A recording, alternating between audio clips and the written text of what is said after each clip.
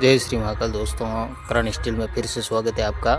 ग्राम पंचायत बामोरा, जिला उज्जैन। यहाँ पे हमने बनाई है रेलिंग और ये पास में ही है, इसके पास में जस्ट गणेश मंदिर। और गणेश मंदिर में हमने रेलिंग बनाई है, जो कि ये पिलर खड़े करे हैं 2 बाई 2 के। 5-5 फीट के पिलर खड़े करे हैं, बीच में बनेगा 5 फीट का गेट और ऊपर लगा है 2 इंची का पाइप और खड़े में लगा है 1.5 इंची का पाइप और साइड में 1.25 इंची का पाइप। और ऐसा कोई भी काम करवाना हो तो ज़रूर संपर्क करें।